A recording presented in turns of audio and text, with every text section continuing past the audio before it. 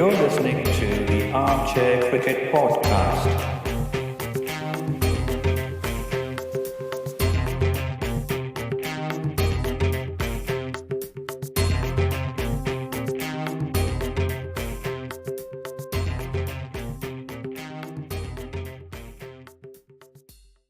Hello, all. Welcome to another episode of Armchair Cricket Podcast, a podcast focusing on Test cricket by armchair critics of the game. So, we have a very exciting Boxing Day test coming up shortly. And to help us preview this, we have our regular co host, Giri, joining us. Hello, Giri. Welcome to the podcast. I love the way you call me a regular co-host, Ajit. I'm one of those guys who's been regularly irregular, I guess. How are you doing? I'm doing well. Good to hear. I'm doing all right. I mean, weather can be a bit better, I'm sure. It's a bit too rainy, but hopefully we'll get a peak of sun and get to enjoy the weather a little outside. Anyway, I would like to wish you and also all our listeners a Merry Christmas. And, Thank you. Happy New Year as well, to go with that. So, it's been a, how shall I put it mildly, a rather disappointing year. And hope the next year brings a lot of, cheer and probably a bit of a new sort of outlook for all of us. Yeah, one can only hope for the best and carry on, right? So, but I think it's in a way it has given us more time to reflect.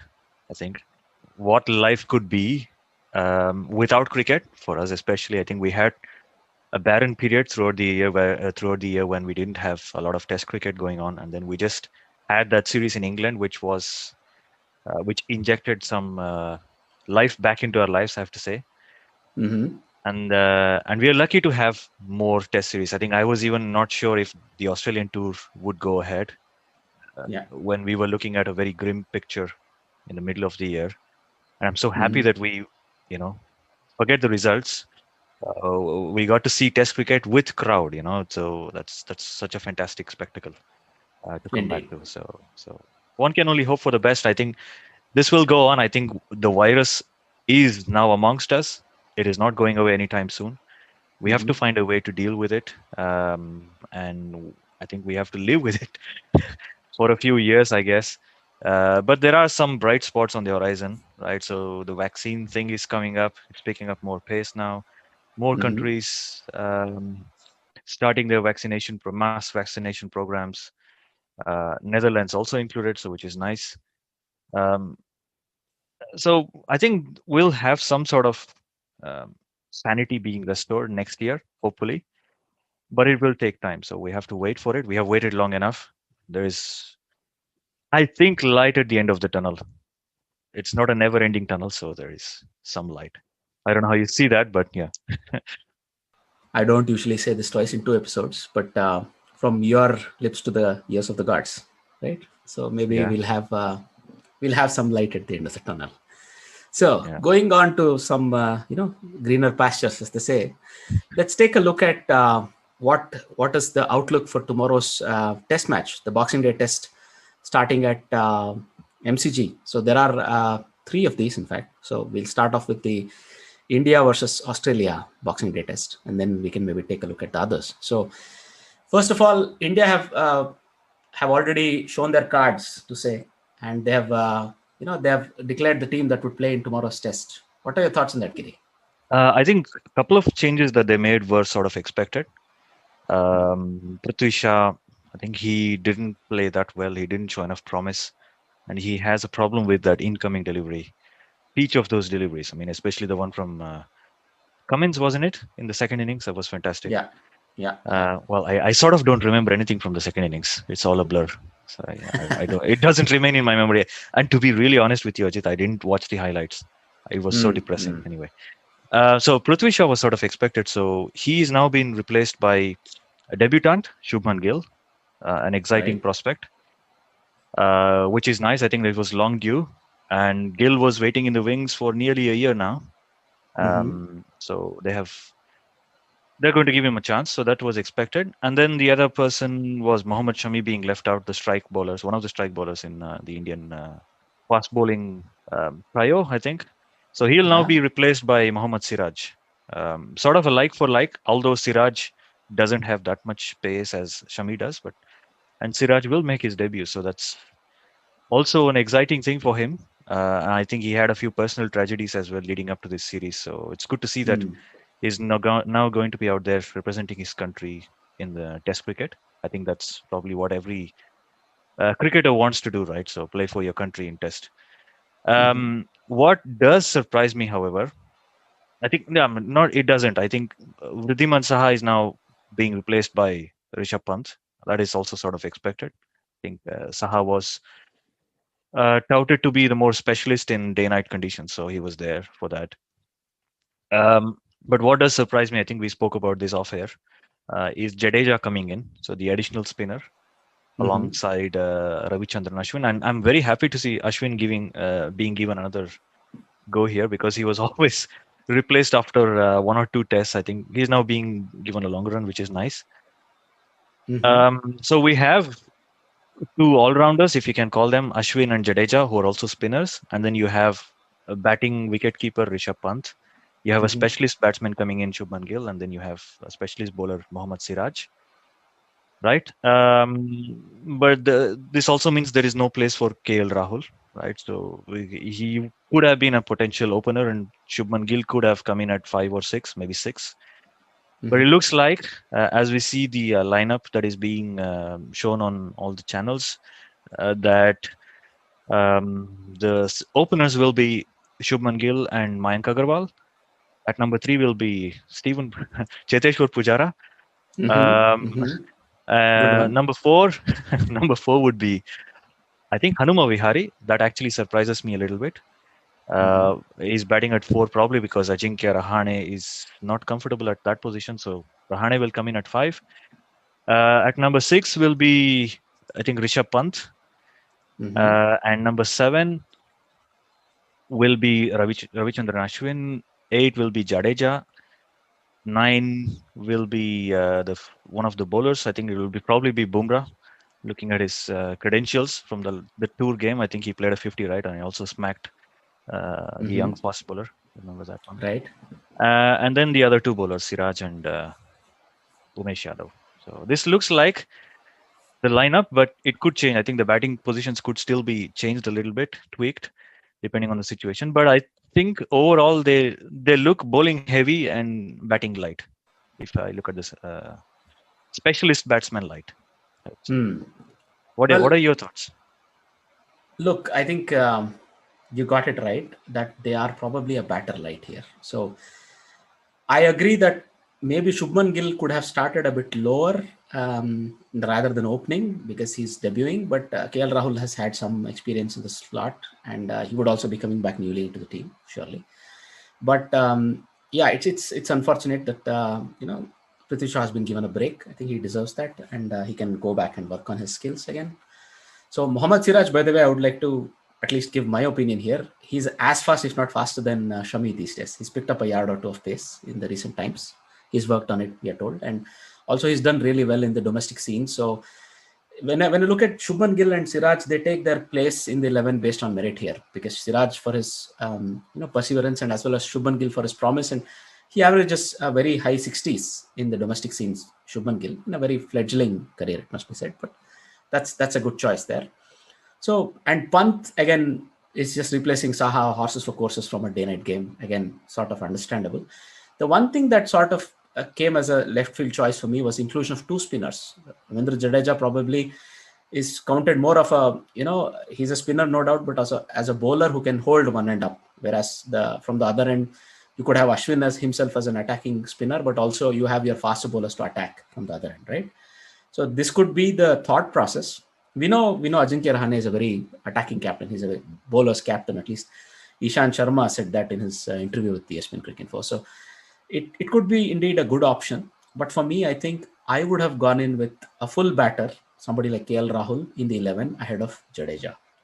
I think that they might be one batter light, but at the end, it's all about everyone in the 11 scrapping and not giving up, right? So with that attitude, whether be it 5 or 6 or 7 batters at the end of the day, everyone who follows them has to contribute, add a 10, 20, 25, because our tail was notoriously thin in both the innings. Well, even if you discount the second one, the first innings itself, they folded up within 25 balls or so on the second morning, right? That was a big deal there. So as long as you are aware that you have to make a contribution and make a difference, having another batter might not have so much of an impact. But I'm worried about, when you're batting for the first time, or when you're batting in front of that big, large crowd on MCG, right? We don't know how exactly the crowd will be given the conditions. But in spite of that, if you're 14 for 3 batting in the first morning, you might as well have let the test go if without that extra batsman. That's the only thing that worries me a little. But we'll see how it pans out. The other important news that we could discuss is whether the tests might be swapped around. I don't know if you saw this, Giri, that with Queensland closing down its borders, there are multiple options that Cricket Australia are actually exploring. Right? MCG will be the second test. Sydney is more or less confirmed to be the third test. But whether the fourth test will go to Brisbane or whether Sydney might already host the fourth test as well. I don't know if you saw this, Giri. I did see this discussion happening over there. What I think is we have to wait and watch. I think between now and the third test, we have a couple of weeks, right? So the Boxing Day test is starting tomorrow. And after that, you will get, I think you will have the New Year's test normally at Sydney, right? SCG. That's normally the pink theme test. And after that, you still have, I think we have a couple of weeks to go. So things can change. These lockdowns go in place for like 2 weeks, 3 weeks, just to curb the rate down. So we have to wait and watch. It doesn't matter where they play either. I think they have drop-in pitches almost everywhere, right? I think MCG has a drop-in pitch. I don't know about Sydney. I think Sydney is more of a traditional ground. Right. So we have to see. It doesn't matter. I think in the end, they will play. It should be okay. I think that's it's going to be fine. When you were talking about Ajinkya Rahane being a bowler's captain, right? I remember this test match from Dharamshala. I don't know if you recollect that. When Kuldeep Yadav was given a go, contrary to popular belief that he was not yet ready for Test cricket, and then Kuldeep Yadav turned out to be the difference in that match, right? I think he famously bowled Glenn Maxwell through the gate.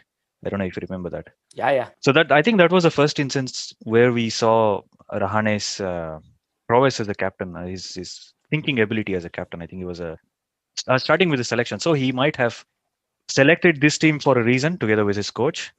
Although I think there might be one reason. Siraj coming in to play Test cricket, I don't know if he's ready for Test cricket yet, fitness-wise. He has to bowl 15 overs a day. If it's a flat pitch, then he might even have to bowl longer spells, for a longer duration as well. So maybe he's not fit enough. So he wants to have that cushion of a slow bowler like Jadeja who can just go through the overs quickly, not consider a lot of runs. So I think Jadeja gives him that option. So that's probably why he has gone with him. I think he's put in the time. He's put in the time in the National Cricket Academy in the off season, and his performances in the Ranji Trophy last season and since right has actually picked up, and he's shown that he can actually cross the Rubicon, become a Test match bowler for India, right? And he bowls 140s these days. So it remains to be seen. I think he can probably do the job. Let's say as a strike bowler, right? You have Bumrah there, right? And you have Yadav, who both are, can be incisive. Yadav can be a bit unpredictable. Bumrah is really good. But, India have given themselves a really good chance, I would say. So, it's going to be very interesting, very exciting as far as I'm concerned. The only thing is the difference in the time zone. So, I don't know. I'm trying to see how to manage it because it starts just after midnight here, Giri. Planning to stay awake and maybe watch a bit of cricket? I think I told you when we were speaking to each other on phone a couple of weeks ago when the day and night was going to start, day and night match was going to start. And I really loved the time zone because for us, I could watch 2 sessions of Test cricket. So although I would have missed the morning session during a day-nighter, it was still possible to watch the post-lunch and the evening session. So there was a nice possibility. Now we have to stay up late. So I'm not happy with that, but let's see. I think the Boxing Day Test match could be possible. I think we can still stay up a little longer. And what with the big weekend coming up, right? So you can take some time, I think. Yeah, indeed. Yeah. So, all right. I think some exciting times for us to look ahead to. But if you were to take a quick look at the Australian squad as well, so both Warner and Abbott have not been able to make it. Warner not even being able to enter the bubble, the bio bubble, with which biosecurity bubble he has to stay in. So at least this is not a question that Australia will need to tackle this test, but maybe in the new year. But he's also not available. That means Wade and Burns will continue. I think Burns has picked up a lot of confidence from his knock in the second innings. Wade has shown he can fight it out. He's always a fighter, right? But do you think they'll continue with Green, or they may bring in somebody else in that place? I think they will give him another go. He's a young guy. I think giving him more options, more opportunities will also bolster his confidence. So I think they will retain him. I mean, I also see that the Australian team might not change their 11. Indeed. I don't know if there is any news on that, but I think they will stick with that. And I think I was reading this somewhere on Cricinfo, might have been. Matthew Wade has signed his death warrant basically by choosing to open in Test cricket. Basically you're signing off your Test career by starting to. You're not a specialist opener in first class cricket, and then you do that in Test cricket. I mean, it might as well work for him. You never know. He's just maybe one knock away. We all know what happened with the combination. Justin Langer and who's this guy, Matthew Hayden, right? I think Langer was drafted in place of, was that Slater? I can't remember. Somebody was injured. So. I think he came back to replace Slater for a short this thing. And then he never went back. They stuck together for I think 3 or 4 years. They had those monumental opening partnerships against all the teams, right? So this might be one of those things. And I think Wade has enough experience. So he's 30 plus, and he is, I think, if you look at his history, I think he has had a very challenging life ahead of him. I think he's recovered from cancer and all that, and he's a very, very fighting guy. I think his attitude, you can see it in his face. He never gives up. No, I didn't know he was a cancer survivor. No, I wasn't aware of this. I think he survived testicular cancer. Wow. Maybe close to his 20th year, I think. Wow. Okay, even before he ever played cricket. So I think they were Payne and Tim Payne and Matthew Wade were always at loggerheads. They were competing for the position, and Tim Payne made it because they were all equally good, right? I think he's also from Hobart. Both of them are Tasmanians. Indeed, yeah. So Payne is there. There was another discussion going on. I think Shane Warne brought this up. If Payne doesn't score runs, he should not be part of the team because you have more keepers in the team and all that. Right? And then I think right on cue, Tim Payne answered Shane Warne. What a crucial knock it was, by the way. Captain's innings. Although they gave him a lot of lives, right? I think those don't count. He made it count by top scoring for his team, making sure that he led by example. That was the whole point as far as I'm concerned, right? If there are any burgeoning thoughts of whom to make captain next or something, he's probably pushed it to 2022, 2021 end, because at least one more summer of Australia, he's probably going to still be the skipper the way he's doing it. And that's always good. That means in the first World Test Championship cycle, he's going to be the captain of Australia, and he's going to go down in cricket not as a temporary captain, as some Indian keeper may have mentioned, but as a full-time captain, right? So if you've captained 10, 20, 25 tests, you're a proper captain. So that's a great thing Tim Payne achieved. And, also that magnanimity, that solidity that he provided during those, turbulent times. So anyway, coming back to this question, of course, I think Wade, the opener, I still don't see him succeeding in all conditions.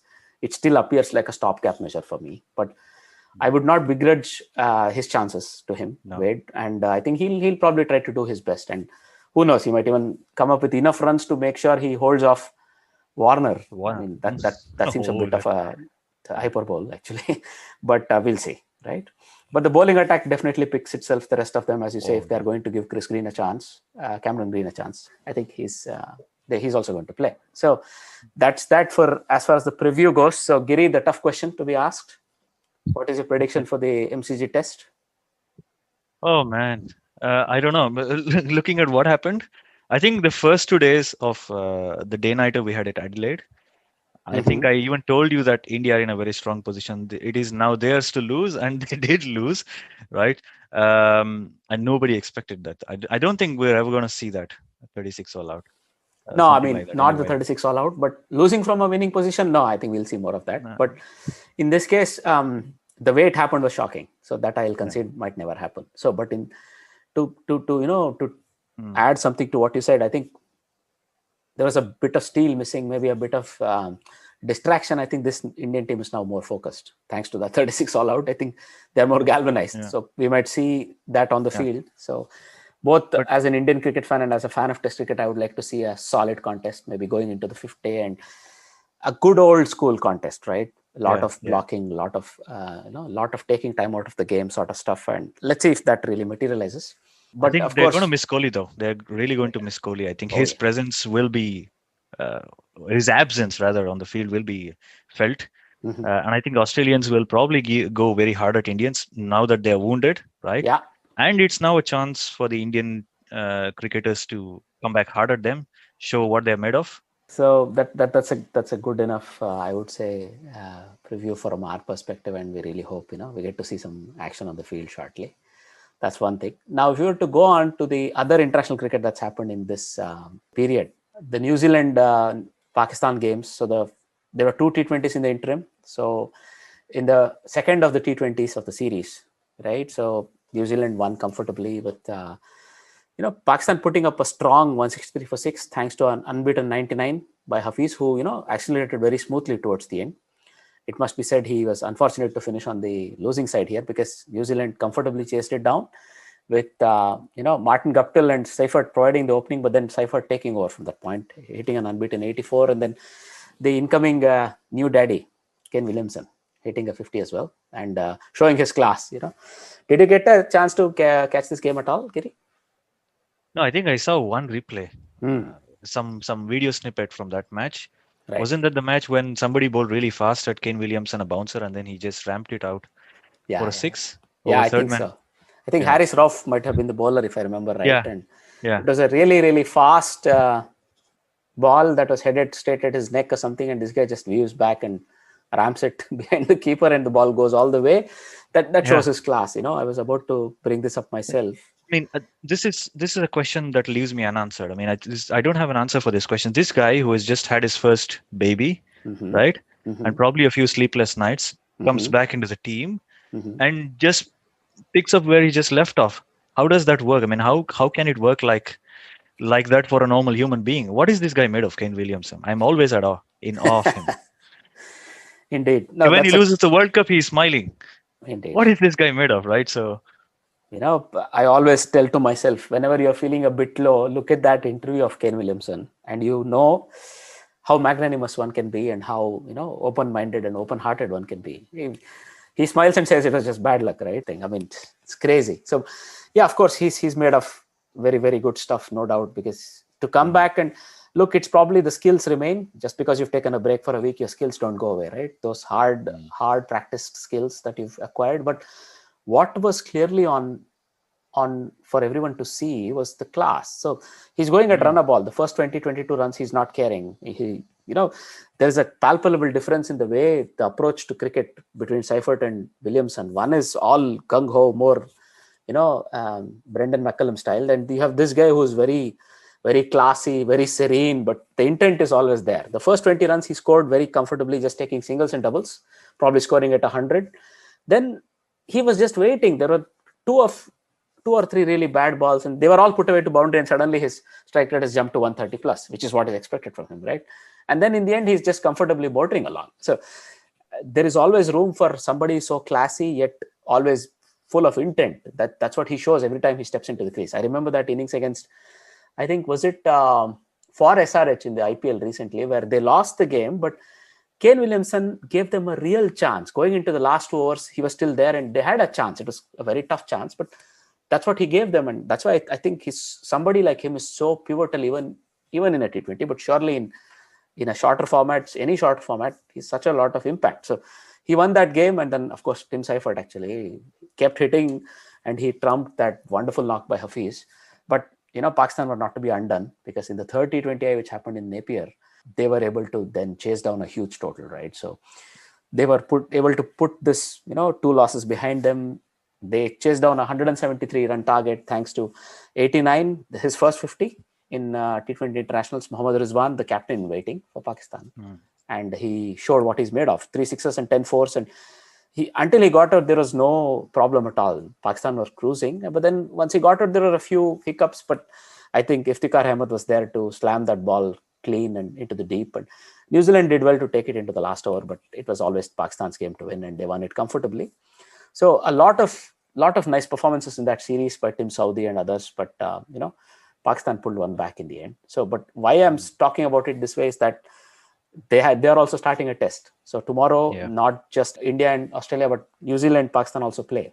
So it was always very important for their mental makeup, Giri, that they win a game. I do agree. Yeah, I think Babar is out, right? Babar Azam is not in the squad for the test, and Rizwan is the captain, right? Mohammad Rizwan will be the captain. Mohammad Rizwan is the captain. So wicket-keeper batsman, very aggressive batsman, I have to say. Yeah. And this is also probably the end of Sarfraz career. I think Rizwan is now cemented his place. It can all change. I think Pakistan very mercurial. We all know that, so it can change very quickly. But it's nice to see that this guy is now given a chance. He's now going to show what he's made of. But they will definitely miss Babar Azam, though. I think that's a huge loss for them. So if Babar brings that calmness, that finesse, that confidence to that team, which they will dearly miss. But we have to see. I don't know if he's going to be he's going to recover by the new year. I don't know. We have to see. Don't we have Boxing Day tests in Australia, New Zealand, and South Africa? And the one we are missing in South Africa is because that tour was called off. No. No. There is a test tomorrow as well. But before we go there, I mean, Pakistan are also missing Shadab Khan actually. That's also a blow. He was already a bit injured, but I think they took a risk in playing him in the T20s because entire leadership group would have had to take a break if he was to also rest himself. So I think he took a risk. I think it could have been that he could have rested himself for the third T20I. Maybe it would have made some difference there, that he could have gotten ready for the tests. But he's also out injured. That means, they are indeed not with their most favored 11 there. But you have people like Haris Sohail stepping in the middle order who can also give you that bit of calm. They have also the other opener, Imamul Haq, is injured. So they're really struggling a little. But I think Pakistan being Pakistan, nobody would dare write them off, right? But in the longer format of the game, given the way New Zealand have played over the recent years at home, it's going to be very tough for them, it must be said, right? Ridiculous. I think New Zealand tests are sometimes becoming very ridiculous. Too one-sided, I think. Right. Sometimes, yeah. We'll see. I think maybe we'll be proven wrong. Let's see what happens. Now then, we can look at the third preview, the preview between South Africa and Sri Lanka. So Sri Lanka are already there, are already preparing. There were some scares, no doubt, COVID-related scares there, and the England tour to South Africa were cancelled. But I think that this is a highlight for the entire South African sporting calendar, the Boxing Day test, and they don't want to lose that. So in this case, the test is on. And when we look at the prospective squads, I think have South Africa unearthed the next Philander? Yes, have they unearthed the next Vernon Philander? Do you think? I think physically, yes, they might have somebody who was. They might have found a lookalike anyway, doppelganger. What's his name? Sturman. It looks like him though. I mean, it's uncanny resemblance. No, not just him. He has a first-class average similar to Philander's. Exactly. Right. I'm talking more about his skills then, not just the looks. Yeah. I don't know. I mean, is he also an all-rounder, just like Philander, or just a bowler who can bat? No. He's pretty much in the Philander mold in as much that he bowls, low to mid 130s, but he's a swing specialist. He's a new ball specialist. Let me put it like that. And when you look at his first-class career, pretty similar to Philander, around the same age when Philander made his debut, around 47 first-class games, an average of 21. And 185 wickets, and he can bat a bit as well, very much like Philander. So that's why I was joking. But I mean, where do they get this convoy of fast bowlers? You want a guy with control, you have somebody who just looks and does the job just like Philander. You want somebody fast, okay? One guy walks out of the door, another guy comes in. You have this, the slightly crazy white lightning, Henrik Nortje, right? And of course, you have Kagiso Rabada. And so at least we know that Rabada is ruled out. He's really injured, but you have Lungi Ngidi, the mace that you could use on an opposition. So fantastic fast bowling stocks. But that's the positive as far as this South African test squad goes, because they have Keshav Maharaj, the holding left arm spinner, right? They have probably 2 to 3 really good quicks. You'll have Henrik Nortje and Lungi Ngidi starting, I'm sure, but whether it'll be Glenton Sturman or maybe Dwayne Pretorius or one of the other newbies in the squad might get a chance. Buren Hendricks has been withdrawn, right? And but there's Vian Mulder who can also sort of play this fast bowling all-rounder slot. They're trying to replace Kallis, who's retired for a few years now, and they're looking. It could be Dwayne Pretorius, it could be Vian Mulder. We don't know who could take that spot. But then what really bothers me is their top order, right? Because Sri Lankan fast bowling has been looking very sharp, I must say. I've looked at some of the fast bowlers in action in LPL. For example, Suranga Lakmal, Lahiru Kumara, Vishwa Fernando, they all looked very, very sharp, to be frank. So I think they've been training very hard because they've been sort of isolated. They're looking and raring to come out and perform well. And we all remember what happened, right?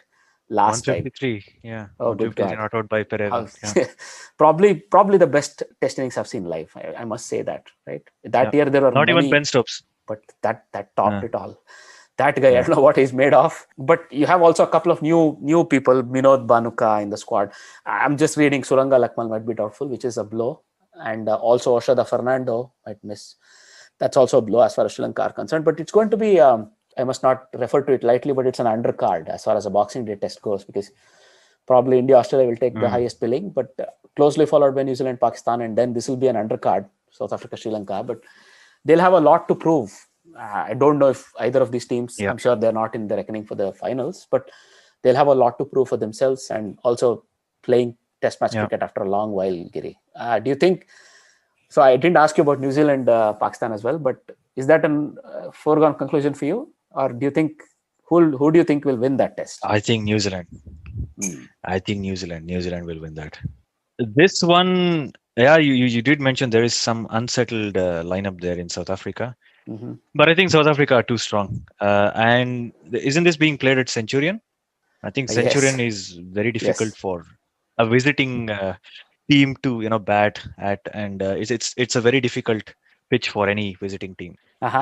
I think Sri Lanka didn't play since February, March. I think I don't remember when they last played international cricket. So must have been February or March this year. So it's been quite a while since the whole team actually got together and practiced. Although the LPL might have helped some of their players. I don't know if Angelo Matthews is playing. I thought he was. Angelo Matthews is actually out injured out of the tour. That's a blow. Why doesn't that surprise me? He was bowling. This guy is one of the most injured players. He shouldn't bowl. I think that's his problem. They've chosen Lahiru Thirumanna. They've given him another chance. I think he's a good friend with his captain Dimuth Karunaratne. But yeah, there are a couple of things I would have done differently here. But never mind. So, but it's going to be a very interesting challenge, I think. So, the first of those two games that we discussed might go one way or the other very rapidly. But this test, I think there is a chance that it's going to be a more even battle, Giri. Even battle, you're saying? Yeah. No, I don't think so. I think South Africa on their day will be quite strong. It will take a monumental effort from Sri Lanka. I think it will be very difficult for them. Right. Let me put it that way. But on the bright side, for me at least, these are more sociable hours, so we can follow this match. Indeed. Right. So this is more in line with our European time zone, so we can follow this match. I'm planning to take a long nap today and see if I can stay awake, because there are two Boxing Day tests. I mean, one to listen to, one to see, right? What else can a test match fan ask for? Maybe one to see, one to listen, and another one to see. I don't know. 3 screens next to each other. 3 screens next to each other, maybe. Well, I mean, I always love following Australian tests on the radio, by the way. I like the commentary of ABC Grandstand. It's very, very high quality. And I like that. So I usually listen to test matches in Australia. Whenever possible, I listen to test matches, but mainly in Australia and England, I would like to listen. So it's going to be fun. I'm looking forward to this evening. So that's one thing. If you were to look at some of the news from outside the cricketing fields, did you see this latest faux pas by Raina, Suresh Raina, the former India batter? Yeah, unfortunately. I mean, I didn't see that. I just read he was arrested and then he was let go on bail. Yeah, but it seems quite weird that, people, somebody who has played international cricket for India, who has represented India, can make such a silly mistake. Well, I mean, let's not be so harsh. I mean, he's also human and these things happen. But what surprised me was it's sort of, apparently it's been happening, and this one has come to light that 34 people were arrested, including 7 staff. There was also a famous singer, if I'm not wrong, who was among this party. That was a bit of a shock for me, that, it almost looks like a party where, you have a celebrity cricketer, you have a celebrity musician. apparently, these things happen behind closed doors, but that's something that has to be revisited. But anyway, that's by the by, but we really hope, this is a one-off and we don't get to read any other such faux pas or some issues from ex-cricketers. Moving on, in a positive, right? So the Australia-Afghanistan one-off test that was supposed to be held in November 2020 but got postponed due to COVID is now scheduled for November 2021.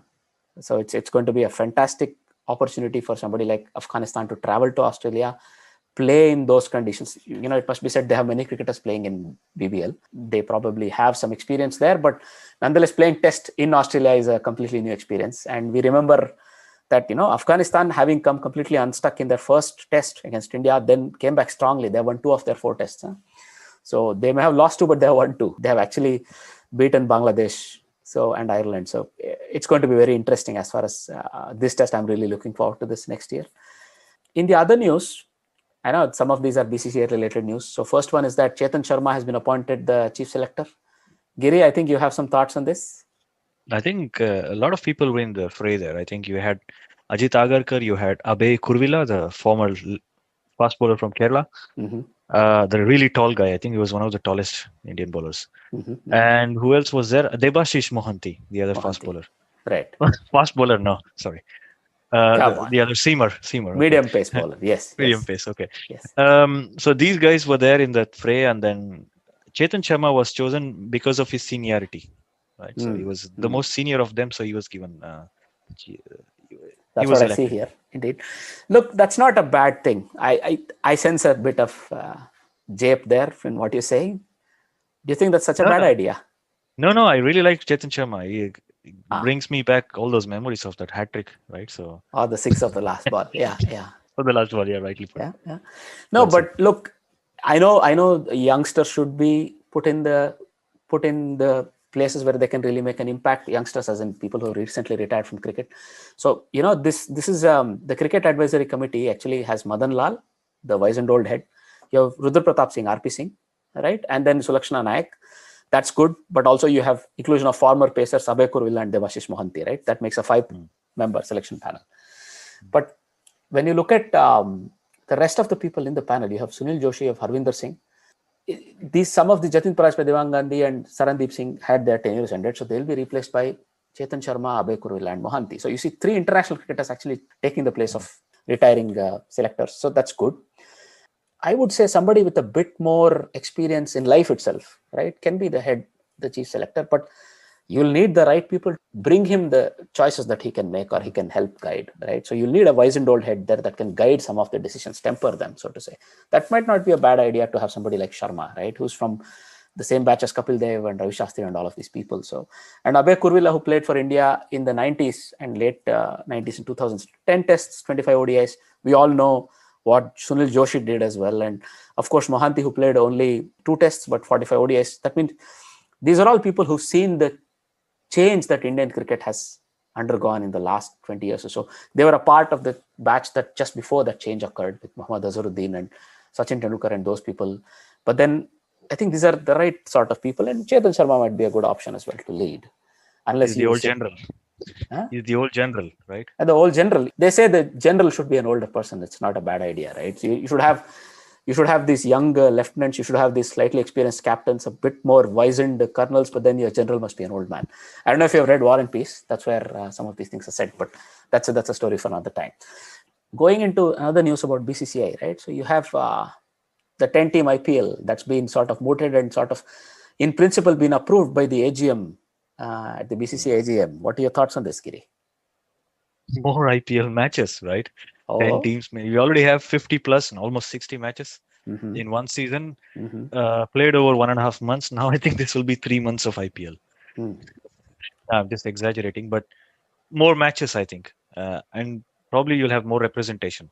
Right. So you'll have more people getting an opportunity to play. Very lavish and prosperous league. So good for the game. I think I was against IPL all these years, and I still don't like IPL. But IPL kept me going during these hard times. We had some sort of cricket being played. So not all that bad. Maybe they create a new team for Virat Kohli and then he moves away from RCB. So we can have a different captain. No, that's indeed good. And we'll see. I mean, I think it will mean more decentralized cricket, more venues, more matches indeed, but probably they're going to not increase that by too much, but reduce the number of games played by each team to maybe 12. And that way, keep the number of matches in a similar range, but diversify it into more venues. Because, for example, Saurashtra Cricket Association, others were not very happy when they didn't get any games. So what has also come to light is the proposed set of venues for the 2021 T20 World Cup that's going to be handled in India, right? So you have Ahmedabad, Bangalore, Chennai, Mohali, Delhi, Dharamsala, Kolkata, and Mumbai as the shortlisted venues. But with more cricket, more high quality cricket being available, I think more cricket associations can also get a chance. Some of the other good things that we see is indeed that BCCI is looking to diversify NCA, the National Cricket Academy, put it across 5 centers in India, right? Make it more accessible to other players. Also, there are some other things, for example, whether cricket can be a part of the 2028 Los Angeles Olympics. BCCI doesn't take any stance on this. Also, the nominated director of BCCI to represent Indian cricket in ICC would be Saurav Ganguly, and then Jai Shah would be his alternative. And some interesting things have come out of this. It remains to be seen how this will be received by the public in large, and also whether there are any impact of the Lodha reforms and the ongoing court cases there. Mostly some very interesting things. Also, some medical insurance has been constituted, we hear. So there is a medical insurance to the tune of 5 lakh to 10 lakh for all cricketers who are currently participating or ex-cricketers. Also for when it comes to match referees and umpires, there have been some benefits. So all of these seem very positive, right? So we'll see. Also, Rajiv Shukla has taken over as one of the vice presidents because there was some bad blood there with the previous vice president exiting as soon as Ganguly was elected. These things come and go. We know all this, right? Do you work for BCCI, Ajit? Do you work for BCCI? No, okay. I work for the establishment. I don't easily like upsetting an apple cart, so I always support the establishment. I'm not. No, but you're going on about BCCI. There's so much going on there. No, I read this article, so I thought I'll put across my thoughts. Because there is one more youngster. I forgot to put this in earlier because one more youngster has been included. Pragyan Oja is now a part of the IPL governing council. So that's good news, right? So you had this Brijesh Patel-led consortium and then Khairul Majumdar, but I think it makes a lot of sense. Somebody very young who's only recently retired from cricket being there. I think we've spoken enough about BCCI. We should move away from there, Giri. Your favorite the ruling body in any form of any sport, I'm sure.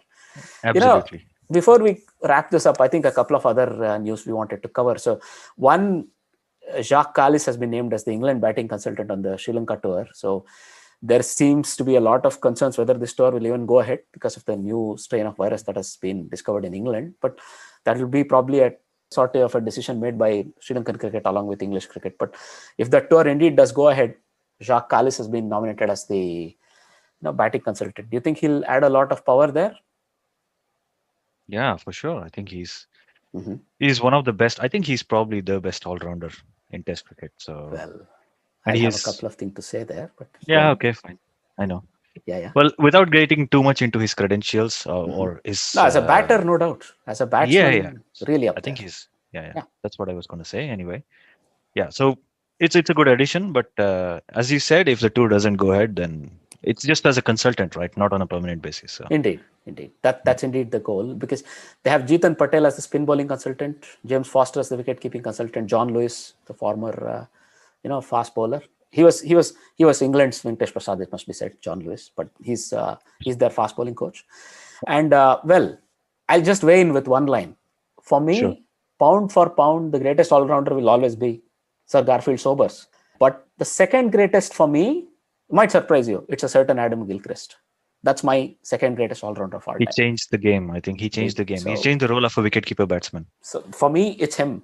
Not just because he could do what he could. He was very, very safe, but with the bat and with the gloves, he made a real difference there. So anyway, that's a longer discussion. So going back to some of the other news, the Bangabandhu T20 Cup had its final in the previous period, right? So in that case, we have seen Mahmudullah completely sort of rejuvenating himself, also performing really well at leading up to the end of the tournament. He's the captain of the Gemcon Khulna team that won this tournament. So congratulations to them.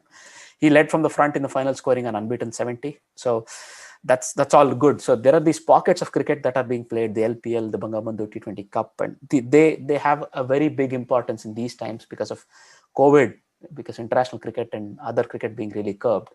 these things will really keep those players, not only fit and firing, but also motivated, that whenever they get a chance, because Bangladesh have this West Indies tour of Bangladesh that's about to happen, and they will need their players fit and firing. And, West Indies came off a tour recently, so they are okay. But when it comes to Bangladesh, they also have to have that preparation. So that's very important, I would think. So that's always good to read about. Those are all the cricketing news that we would like to discuss in this episode. Before we bring this episode to a close, Giri, shall we have a quick look at the trivia section? So the trivia question from the previous episode was, has there ever been 100 and a hat-trick by the same player in a T20 game at any recognized level? So I think you know the answer.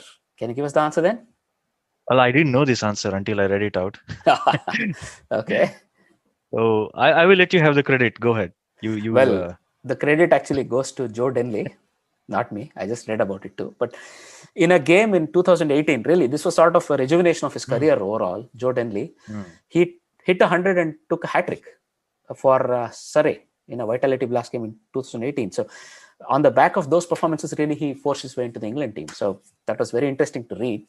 That he's a leg break bowler and he took a hat-trick. Not many leg break bowlers take hat-tricks, and that's rare. So that's also, as one of those people who belongs to that community, I'm very proud on his behalf, right, for taking a hat-trick. So the trivia question from this episode is, what is the highest score by an Indian batsman in MCG tests? For a certain generation, this is a golden knock, I'm sure, Giri. Yeah, I know this. Yeah. Right. So like us, if you've also ever had a chance to look at this knock either live or maybe in highlights, you'll definitely remember it. It's a really, really special knock by a really, really special Indian cricketer. We look forward to your answers. And also, if you want to get in touch with us to let us know what you think about what we do and whether you want to express some other thoughts, you can always reach out to us at Armchair Cricket Pod on Twitter and armchair.cricket@gmail.com. So do write into us. Thanks a lot, Giri. And, it's always a pleasure talking to you. I think our lack of communication sometimes where we've spoken over each other shows that, we should do more episodes together. Don't you think? Yeah, sure. I think we have more things to look forward to, as I said. This year drawing to a close and the new year coming up with a lot more cricket being planned and executed. So we have so much to look forward to and so much to talk about. So I'm sure we'll get more opportunities to speak to each other again. Indeed. So that was all we had to cover for this episode. So having said all that, it's a goodbye from me. And it's a goodbye from him. Bye-bye.